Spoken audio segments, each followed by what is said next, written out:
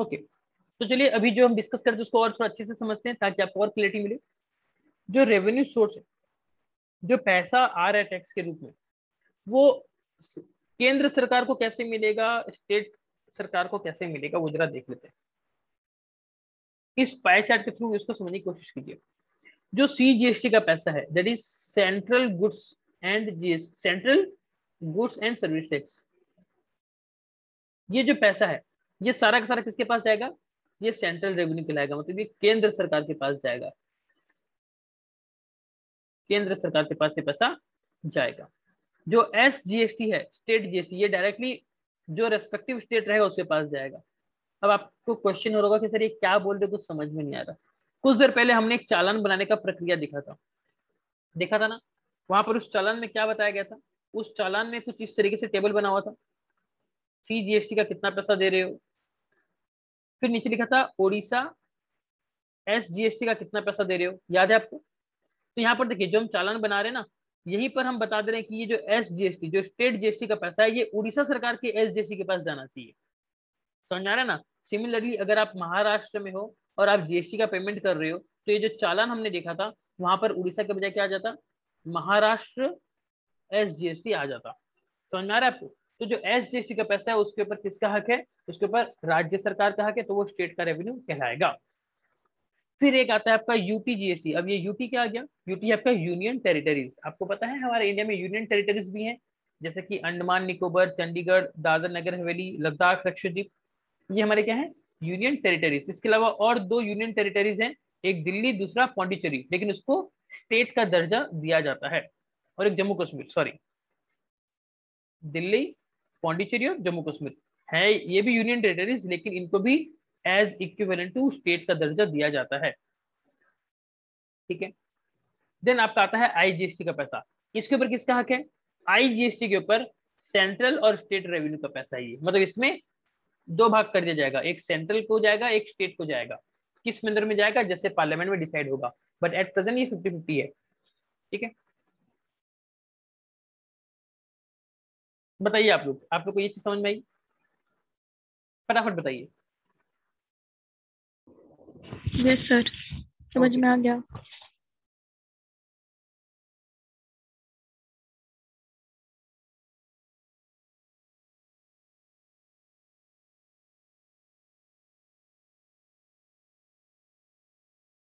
अब इस चीज को देखिए, जीएसटी किसके ऊपर एप्लीकेबल नहीं था? Alcohol for human consumption. लेकिन बहुत आपको पता होगा कि अल्कोहल को एज अ केमिकल भी बहुत चीजों में यूज किया जाता है। आप जो हैंड सैनिटाइजर यूज कर रहे हो उसमें भी तो अल्कोहल ही है, 60-70% आई थिंक, मुझे एग्जैक्टली पता नहीं, बट उसमें भी 60-70% या उससे भी ज्यादा अल्कोहल का मात्रा पाया जाता है। वो अल्कोहल शराब पीने के काम नहीं आता। समझ आ रहा है? That particular alcohol is not fit for human consumption, तो उसके ऊपर तो टैक्स लगेगा। टैक्स किसके ऊपर नहीं है? अल्कोहल फॉर ह्यूमन कंजप्शन, जो आदमी लोग जो शराब पीते हैं उसके ऊपर जीएसटी नहीं है। तो देखिए, जीएसटी और ईएनए, एक्स्ट्रा न्यूट्रल अल्कोहल जिसे हम ईएनए कहते हैं, typically contains 95% alcohol by volume, इसमें 95% अल्कोहल होता है, and as such it is not fit for human consumption. जी हाँ, ये ह्यूमन कंजप्शन के लिए नहीं है। अगर आदमी पिएगा तो उसकी तबीयत बहुत खराब हो जाएगी और यस वो मर भी सकता है। ठीक है, तो hence this is not covered under article 246A। आपको पता है हमारा कॉन्स्टिट्यूशन का एंट्री 246A में अभी हम डिस्कस किए थे कि इसके ऊपर टैक्स नहीं लगेगा। Then GST will be applicable, तो इसके ऊपर तो आपका जीएसटी लगेगा। कितना लगेगा? 18% लगेगा। समझ में आ गया आपको? अभी 18% कौन डिसाइड करेगा? ये डिसाइड करेगा जीएसटी काउंसिल। जीएसटी काउंसिल जो रेट डिसाइड करती है वही रेट लागू कर दिया जाता है हर एक आइटम के ऊपर। नाउ अब यहाँ पर क्या करें? यहाँ पर एक सीबीएसई का एक सर्कुलर निकला था, सर्कुलर नंबर 121 2019 में निकला था, 11 अक्टूबर को निकला था। क्या कह रहा था वो? That particular circular has clarified that the above special dispensation applies only to supply of service by way of grant of liquor license by the state government as an agreement between the central and state। छोड़ दीजिए, irrelevant आप लोगों के लिए, फालतू दिमाग मत लगाइए उसके ऊपर। अब इस चीज को समझिए। मैंने आपको बताया था प्रीवियस क्लास में, दो टाइप का सप्लाई होता है, एक आपका इंटर स्टेट दूसरा आपका इंट्रा स्टेट, है ना। इंटर स्टेट मतलब एक स्टेट से दूसरे स्टेट, एक स्टेट से दूसरे स्टेट आपका अगर गुड्स का मूवमेंट होता है तो उसे हम कहते हैं इंटर स्टेट, है ना। जैसे आप लोग को पता होगा, जैसे होता था एक वर्ड सुने होंगे आप लोग, इंटर कॉलेज कंपटीशन। मतलब क्या, जितने भी अलग अलग कॉलेज हैं, कॉलेज 1, कॉलेज 2, कॉलेज 3, कॉलेज 4, ये आपस में कॉम्पीट करते हैं, है ना, इंटर। जैसे आपने एक सुना है inter national cricket world cup, क्या होता है वहां पर, अलग अलग nation, India, West Indies, Zimbabwe, Australia, Pakistan and so on, अलग अलग देश कम्पीट करते हैं। तो जहां पर अलग अलग आ जाते हैं वो हो गया आपका इंटर। तो इंटर स्टेट सप्लाई होती है। दूसरा आपका इंट्रा स्टेट सप्लाई, मतलब क्या, with in the same state, same state में अगर आपका सप्लाई होता है तो इंट्रा स्टेट कहलाता है। ठीक है। अब आप लोग मुझे बताइए, अगर मैं संबलपुर से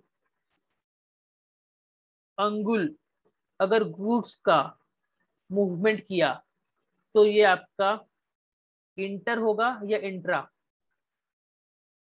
मुझे बताइए, फटाफट बताइए। ये होगा इंट्रा। क्यों होगा? बिकॉज संबलपुर भी ओडिशा राज्य में है, अंगुल भी ओडिशा राज्य में है। अभी भी हमने देखा था कि जब गुड्स का movement with in the same state हो रहा है तो सेम स्टेट में वो क्या कहलाएगा, इंट्रा। ठीक है। लेकिन अगर आप इस चीज को देखिए, ये मान लीजिए आपका भारत का मैप है, ठीक है, कुछ इस तरीके से आपका इंडिया का नीचे का हिस्से का ये मैप है। यहाँ पर आता है आपका राज्य। इस राज्य का नाम पता है क्या होना चाहिए? अभी इसका नाम होना चाहिए O2 स्टेट। जी हाँ, अभी आप लोग न्यूज में देख रहे होंगे, पूरे भारत को ऑक्सीजन का सप्लाई अच्छे से कर रहा है Odisha government. Odisha, yes, proud to be Odia. तो देखिए, ये आपका क्या बोला कि अगर एक स्टेट से बाहर से अगर आप कर रहे हो, तो मान लो ये स्टेट से आप यहाँ बाहर, ये महाराष्ट्र, आप यहाँ से अगर कुछ कर रहे हो, मतलब इस ओडिशा स्टेट से बाहर हो गया, तो आपका क्या हो गया, ये इंटर हो गया, है ना, इंटर स्टेट। तो सिमिलरली मान लीजिए यहाँ पर आपका ऑस्ट्रेलिया है, उड़ीसा से अगर आप ऑस्ट्रेलिया से कुछ लेन देन किए तो ये भी क्या हो गया, ये भी तो आपका आउटसाइड स्टेट हो गया। तो इसे क्या कहेंगे, इसे भी हम क्या कहेंगे, इंटर स्टेट सप्लाई। और यहाँ पर क्या लग जाएगा, IGST। समझ में आपको? फटाफट बताइए, समझ में आपको? अब इस यस चीज को सर। समझिए, अब इस चीज को समझिए, import and export will be treated as inter state supply. ये कह रहा है कि अगर आप इंपोर्ट कर रहे हो या एक्सपोर्ट कर रहे हो तो उसे हम इंटर स्टेट सप्लाई समझेंगे। क्यों समझेंगे, मैंने अभी आपको एग्जांपल के रूप में बताया, आइए आपको समझ में आ गया होगा। तो देखिए, एक कंपनी है ए इनकॉर्पोरेशन यूएसए की, और यह सी लिमिटेड चेन्नई की। इसने क्या किया, गुड्स को इंपोर्ट किया। तो क्या है ये, the customs department will be levied import duties. आपने बाहर से माल मंगाया तो हम इसके ऊपर इंपोर्ट ड्यूटी लगाएंगे। उसका नाम क्या रहता है, बेसिक कस्टम ड्यूटी, जिसे हम कहते हैं BCD। तो इसके ऊपर हम क्या लगाएंगे, IGST, क्योंकि इंटर स्टेट माना जा रहा है। मान लीजिए एम लिमिटेड मुंबई का है और ये एस इनकॉर्पोरेशन सिंगापुर का है। सिंगापुर की इस कंपनी से मुंबई की इस कंपनी ने सर्विसेज इंपोर्ट करी, तो यहाँ पर क्या होगा, GST डिपार्टमेंट यहाँ पर IGST लगाएगा। फिर एक मजे की बात, ये तो दोनों केस में इंपोर्ट वाला बात था, ऊपर भी इंपोर्ट था, नीचे भी इंपोर्ट था। लेकिन अगर हम बाहर भेजें, इफ वी एक्सपोर्ट, अगर हम एक्सपोर्ट करते हैं तो क्या हो रहा है, देखिए, एक्सपोर्ट ऑफ गुड्स और services will be treated as zero rated supply. ऐसा क्यों, वहां पर जीरो रेटेड सप्लाई क्यों सर, वहां पर टैक्स क्यों नहीं लेके आ रहा है? बहुत ही सिंपल सा फंडा है कि हम चाहते हैं, भारत सरकार चाहती है कि एक्सपोर्ट ज्यादा से ज्यादा हो। आप खुद सोच कर देखिए, आज अगर इंडिया से एक्सपोर्ट बहुत ज्यादा जाए बाहर तो क्या होगा, बाहर से हमको क्या मिलेगा, बाहर से हमको मिलेगा फॉरेन करेंसी, जिसको हम बोल सकते हैं बाहर से हमको मिलेगा फॉरेन करेंसी। जब बहुत सारा फॉरेन करेंसी हमको मिलेगा तो इंडिया के पास फॉरेन करेंसी का कोई भी कमी नहीं होगा। तो जब इंडिया के पास सफिशिएंट स्टॉक रहेगा फॉरेन करेंसी का, तो क्या होगा, इंडिया में फॉरेन करेंसी की डिमांड घटेगी। डिमांड घटेगी तो प्राइस भी घटेगा। यानी कि जो डॉलर का रेट आप देख रहे हो 70 रुपए, मान लीजिए आज इंडिया के पास सफिशिएंट फॉरेन करेंसी है, तो डॉलर का जब डिमांड ही नहीं रहेगा तो सप्लाई सफिशिएंट रहेगा, तो इसका प्राइस गिर गिर के क्या हो जाएगा, इसका प्राइस 60 रुपए, 50 रुपए या 20, 10, 5 रुपए भी हो सकता है। समझ में आया? तो सरकार चाहती है कि जितना ज्यादा हो आप फॉरेन एक्सपोर्ट करो। क्लियर? यहां तक आपको समझ में आई कि नहीं ये बात, वो बताइए।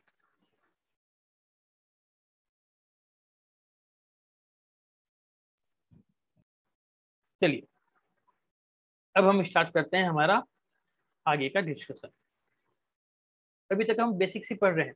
आपको दिखा दूं मैं, ये देखिए हमको क्या क्या पढ़ना है। हमको, आप ये साइड में देख पा रहे होंगे, ये देखें, basics, definition, scope of supply, composite mix supply, levy collection and so on. इस तरीके से कितने सारी चीजें हमको पढ़नी है।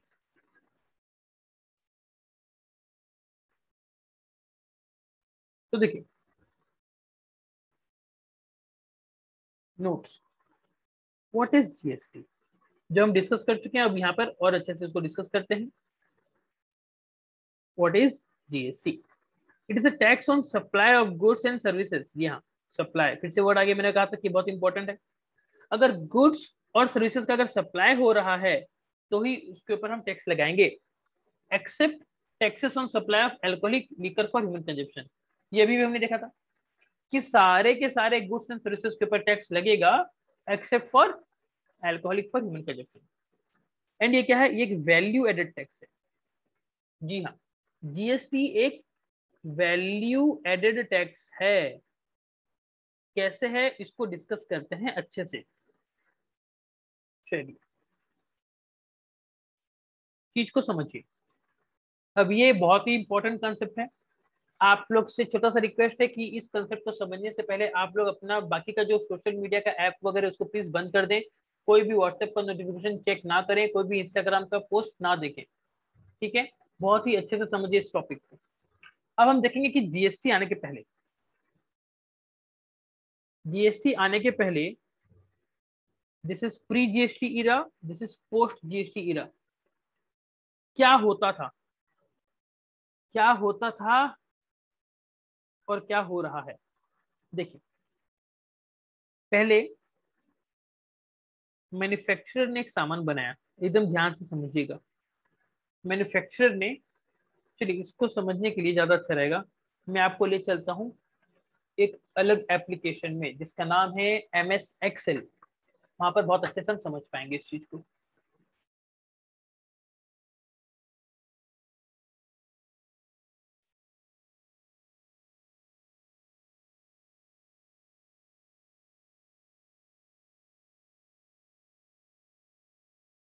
चलिए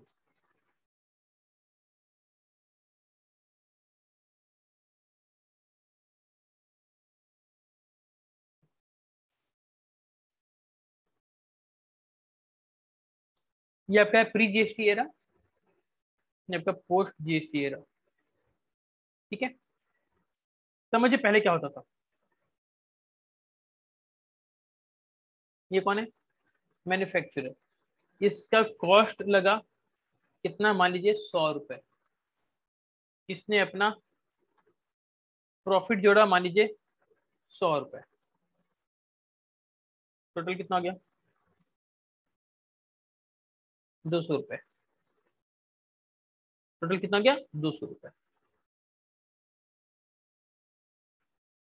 अब इसके ऊपर क्या करेगा, ये जीएसटी ऐड करेगा। एग्जाम्पल के तौर पे हम क्या करते हैं, 10% लेते हैं। ठीक है, कितना हो जाएगा, इस अमाउंट के ऊपर 10%, यानी कि 20 रुपए। टोटल कितना हो गया, 220 रुपए। यानी कि इसने सेल्स कर दी 220 रुपए की। किसको बेचा इसने, होलसेलर को बेचा। तो होलसेलर को कॉस्ट क्या लगा, ये 220 रुपए कॉस्ट लगा। अब इसने अपना प्रॉफिट इसमें ऐड किया, मान लीजिए 80 रुपये। अब यहाँ पर कितना हो गया टोटल?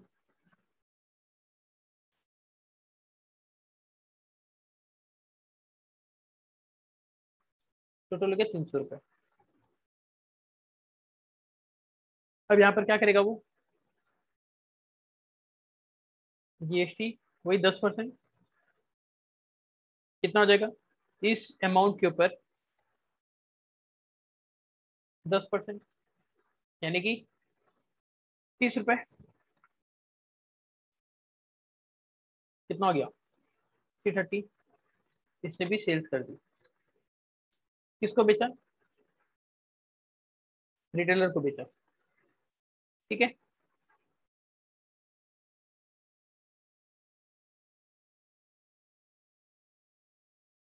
रिटेलर को कितनी कॉस्टिंग पड़ी? 330। प्रॉफिट कितना उसने जोड़ा? उससे मान लीजिए उसने अपना 70 प्रॉफिट जोड़ा। टोटल कितना हो गया? 400 रुपये। जीएसटी कितना लेगा इस अमाउंट के ऊपर? 10%। और टोटल कितना हो गया? मतलब ये क्या हो गया? एंड यूजर को सेलिंग प्राइस, तो मैं सब बोल दूं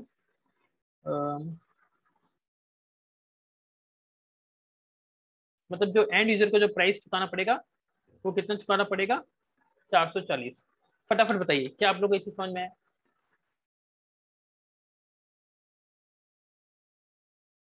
क्या आप लोग को ये चीज समझ में आया कि नहीं आया बताइए? Yes sir. ये यस हो रहा सर। था। ठीक है। अब जरा गौर यस से सर। देखिए। अब जरा गौर से देखिए,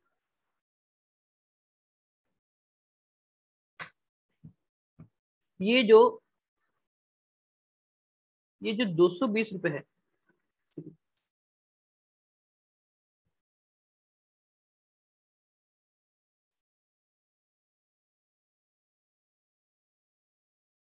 ये जो 220 रुपए, इसमें ये 20 रुपए किसका है? इसमें 20 रुपए किसका है? टैक्स का पैसा है, ये सर नो?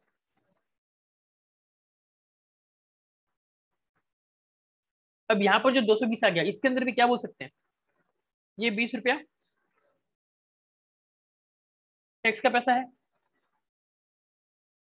अब अगर ये 20 रुपया इसके अंदर जुड़ा हुआ है टैक्स का पैसा, तो इसी 220 जब आप होलसेलर के पास में गए, इसी 220 में प्रॉफिट जोड़कर जब ये 300 बना, तो इस 300 के अंदर भी क्या चीज है? ये पैसा है कि नहीं है? इस 300 के अंदर ये पैसा है कि नहीं, मुझे बताइए।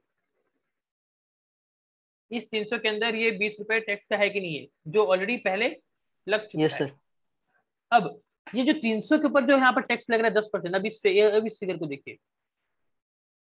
अब आप लोग इस फिगर को देखिए, यहाँ पर जो ये 30 रुपए लगाया, ये किसके ऊपर लगाया? इस 300 के ऊपर। इस 300 के ऊपर 20 भी इंक्लूड है। इसका मतलब ये जो 30 रुपीज टैक्स का बना, ये इस टैक्स के ऊपर भी टैक्स लगा है, ये सर नो? फटाफट बताइए। यहाँ पर जो यस जीएसटी सर। 10% लगा है, ये इस प्राइस के ऊपर लगा है, इस 300 वाले प्राइस के ऊपर लगा है।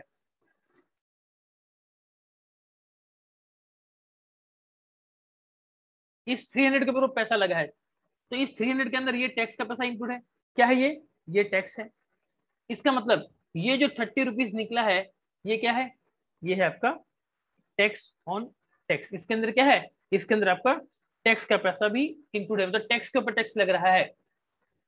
अब बताइए, यहाँ पर टोटल कितना टैक्स का पैसा आ गया? 30 रुपीज यहाँ का प्लस 20 रुपया पहले का। हाँ या ना? फटाफट सोच समझ के बताइए। Yes sir.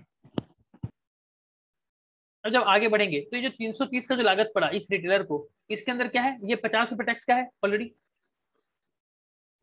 ये 50 रुपए ऑलरेडी टैक्स का इंक्लूड है। फिर इसने अपना प्रॉफिट जोड़ा, इसने अपना 400 रुपए का सेलिंग किया, तो जो 400 रुपए है, क्या इसके अंदर ये 50 रुपए इंक्लूड है? Yes sir. Yes sir. अब इस 400 के ऊपर एक सेकंड रुकिए।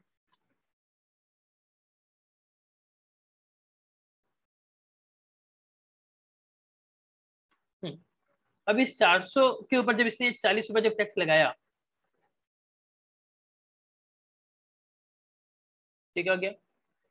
ये भी आपका टैक्स ऑन टैक्स हो गया। क्या हो गया? Tax on tax. तो जिसके कारण से क्या हो जा रहा था, ये चीजें महंगी हो रही थी। इनका कहना था कि भाई ये जो एक्स्ट्रा जो प्रॉफिट ऐड हो रहा है ना, सिर्फ इसके ऊपर टैक्स लगाइए। आप तो पूरे अमाउंट के ऊपर टैक्स लगा दे रहे हो, और जो पूरा अमाउंट है वो टैक्स जुड़कर बना है। इसका मतलब अगर हम इस पूरे अमाउंट के ऊपर हम टैक्स लगाएं तो ये आपका टैक्स ऑन टैक्स हो जाएगा, जिसे हम कहते हैं कैस्केडिंग इफेक्ट, जिसे हम कहते हैं कैस्केडिंग इफेक्ट। बताइए आपको ये बात समझ में आई कि नहीं आई? सारे के सारे फटाफट मुझे बताइए एक साथ, क्या आपको ये बात समझ में यस सर। आई कि नहीं आई? आ गई? Yes, sir. Yes sir. अब देखिए, ये था आपका प्री जीएसटी, जब जीएसटी नहीं था तो ऐसे हो रहा था। साथ ही साथ एक चीज और जरा गौर से इसको समझने की कोशिश कीजिएगा कि यहाँ पर कौन सा, ये तो पहला वाला केस हो गया, मैन्युफैक्चरिंग वाला हो गया। सेकंड केस में ये जो होलसेलर को जो कॉस्ट पड़ा 220 रुपए, ये एक्चुअली 220 नहीं होना चाहिए था। कितना होना चाहिए था? ये होना चाहिए था ये वाला प्राइस, ये होना चाहिए था, ये 200 रुपये होना चाहिए था। क्यों? क्योंकि जो एक्स्ट्रा 20 रुपए वो तो टैक्स का पैसा है, ये जो एक्स्ट्रा है वो तो टैक्स का पैसा है। मतलब सेम आइटम के ऊपर यही आइटम जब आगे चल के जब वो बिक्री हो रहा है तो उस पर फिर से टैक्स लग रहा है। यानी कि ये अलग कंसेप्ट हम लोग देखिए, एकदम ध्यान से समझना। 300 रुपए का सामान था, 30 रुपए अभी टैक्स बन रहा है, तो ये 30 किसको जाना चाहिए? गवर्नमेंट को जाना चाहिए, है ना? ये 30 रुपए गवर्नमेंट को जाना चाहिए। तो जब गवर्नमेंट को हमने पैसे देने गए हम 30 रुपीज, तो हम गवर्नमेंट को क्या बोल सकते हैं कि ये गवर्नमेंट, हमने तो ऑलरेडी तेरे को क्या दे दिया है, 20 रुपए दे दिया है। यहाँ पर इसी आइटम के ऊपर अभी तो चलो हम 30 रुपए कलेक्ट कर रहे हैं, लेकिन इसी आइटम को 20 तो हमने ऑलरेडी दे दिया है। तो आपको कितना लेना चाहिए? आपको बैलेंस पैसा लेना चाहिए, 30 - 20 लेना चाहिए। यानी कि आपको अब क्या लेना चाहिए? 10 रुपए लेने चाहिए। आपको अब 10 रुपए लेने चाहिए, क्योंकि ये तो फिर टैक्स ऑन टैक्स होके कैस्केडिंग इफेक्ट हो जा रहा है। मुझे ये बताइए आपको ये बात समझ में आई कि नहीं आई?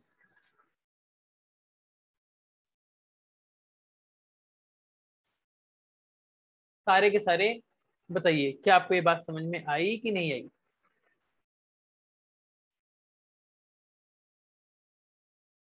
प्लीज पार्टिसिपेट करके बताइए, अदरवाइज फिर मैं आगे बढ़ूंगा।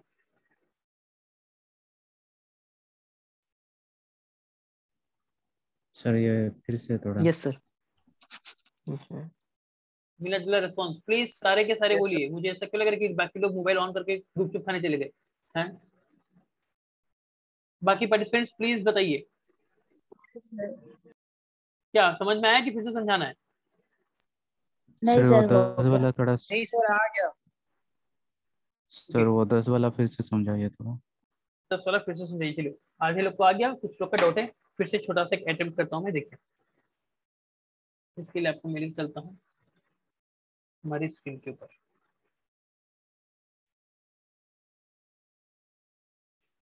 क्या केस था हमारा? 200 रुपए का लागत था, इसमें 20 रुपए ऐड किए गए जीएसटी के, टोटल हो गया 220।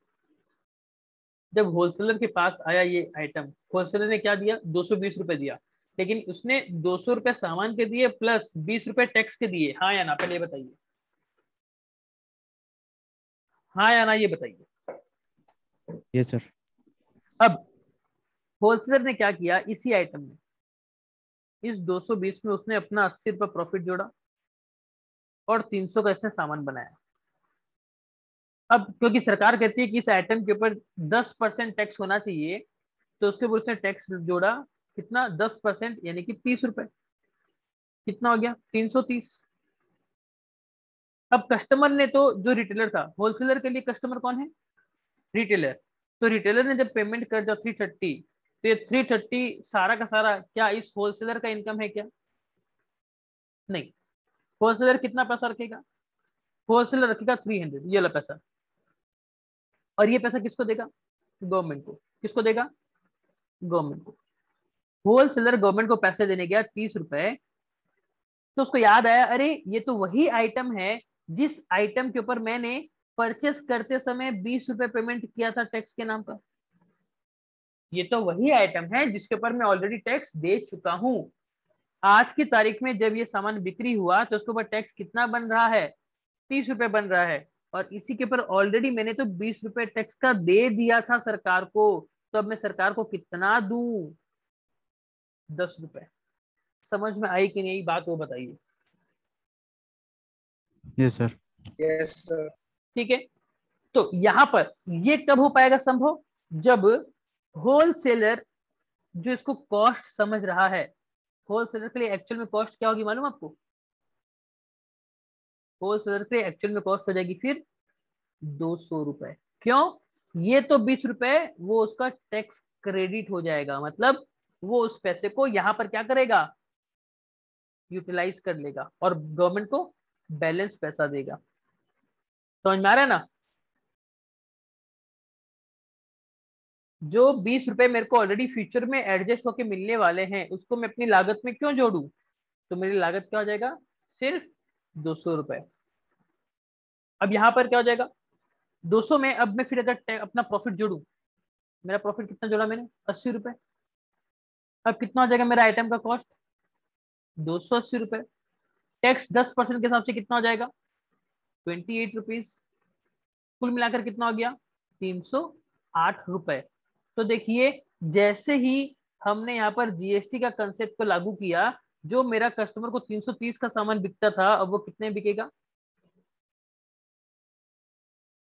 308 में। अब यहाँ पर ये जो आदमी है ये गवर्नमेंट को कितना पैसा देगा?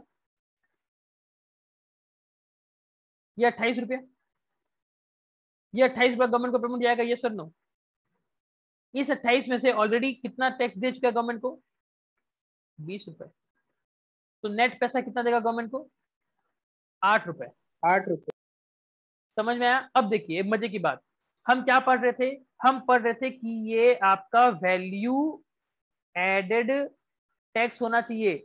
यह सामने वाला क्या बोल रहा है? वो बोल रहा है कि सरकार देखिए, मैंने जितना पैसा ऐड किया, कितना ऐड किया, अगर आप लोग गौर से देखोगे तो मुझे इस एग्जांपल में लेकर बताइए कि हमने कितना पैसा ऐड किया। हमने पुरानी वैल्यू में कितना ऐड किया? This is my value added, yes और no? This is my value added, yes और no? This yes 80 sir. Rupees yes sir. है ना? सेकेंड स्टेज के ऊपर वैल्यू ऐड कितनी हुई? 80 रुपए। तो आप कहते हो कि आपका एक आइटम के ऊपर 10% जीएसटी है, तो भैया मेरा वैल्यू ऐड कितना हुआ? 80 रुपए। उसका 10% कितना होता है? 8 रुपए। तो मैंने यहाँ पर आपको कितना पेमेंट करना है? मैंने 8। यहाँ पर 8 रुपए। 8 रुपया। समझ में आया आपको ये कंसेप्ट?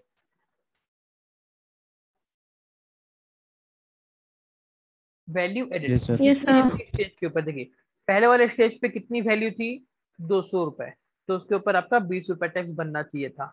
दूसरे वाले केस में आपका 200 तो ओरिजिनल था, प्लस रिटेलर ने कितना मार्जिन ऐड किया था? 80 रुपए। तो कितना टैक्स बनना चाहिए और एक्स्ट्रा? 8 रुपए। थर्ड वाले केस में रिटेलर ने कस्टमर के ऊपर 70 रुपए ऐड करके बेचा था, तो उसके ऊपर कितना ऐड होना चाहिए था? 7 रुपया। समझ में आया? हर एक स्टेज के ऊपर यस सर। जितनी जितनी वैल्यू ऐड हो रही है उस वैल्यू ऐड के ऊपर टैक्स दो ना भाई। आप ओरिजिनल वैल्यू को भी अगर इंक्लूड कर रहे हो तो आप तो टैक्स के ऊपर टैक्स दे रहे हो। सामान महंगा हो जा रहा है। एक छोटा सा एग्जांपल यहीं पर आप देख सकते हो। देखो, पहले 330 का जो सामान बिकता था अब 308 में बिकेगा। हो गया ना 28 रुपए का फायदा।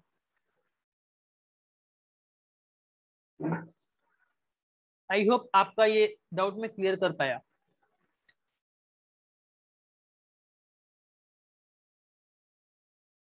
समझ में आया आप लोग को? प्लीज कंफर्म कीजिए। Yes sir. Yes sir. Sir it means profit के ऊपर खाली टैक्स लग रहा है। एग्जैक्टली आपका वैल्यू एड कितना हुआ? जो प्रॉफिट वाला एलिमेंट है, जो प्रॉफिट वाला एलिमेंट है सिर्फ उसी के ऊपर आपका टैक्स लगेगा, क्योंकि profit is what? This is your value added. क्योंकि पुरानी वैल्यू के ऊपर तो ऑलरेडी टैक्स जा चुका है गवर्नमेंट के पास, तो उसके ऊपर टैक्स नहीं लगना चाहिए। समझ में आ गया? तो इसी डेटा को अगर हमारे उस एक्सेल शीट में कंपाइल करते हैं और देखते हैं कि क्या फर्क पड़ता है। जो आइटम 440 रुपए का हो रहा था उसका क्या फर्क पड़ रहा है, जरा वो देख लेते हैं, फिर क्लास को वाइंड अप करेंगे।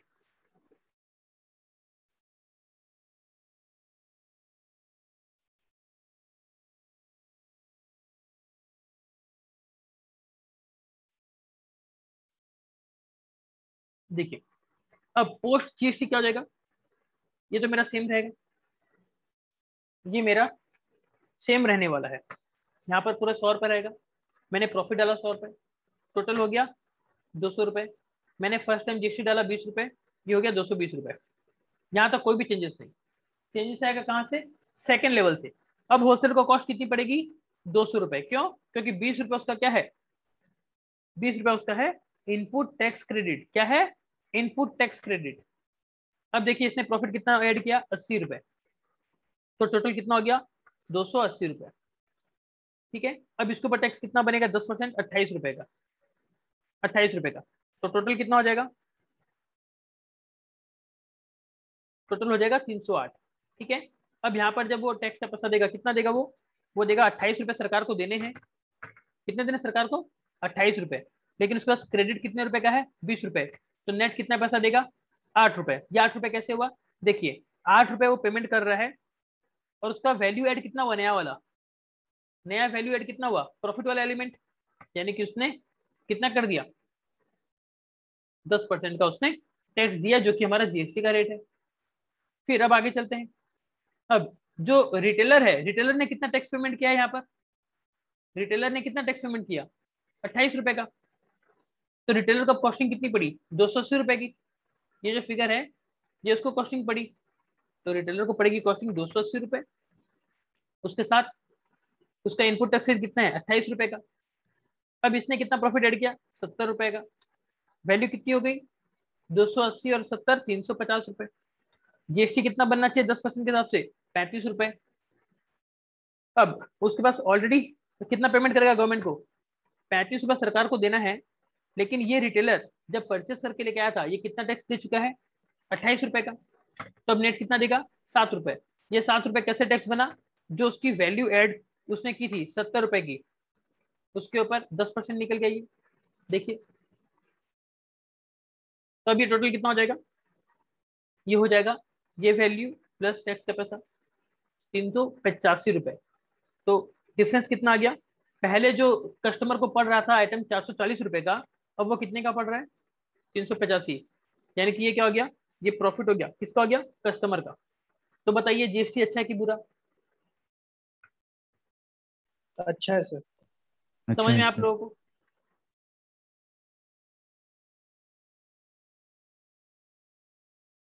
चलिए आज की क्लास यही वाइंड अप करते हैं, बाकी क्लास हम कल करेंगे।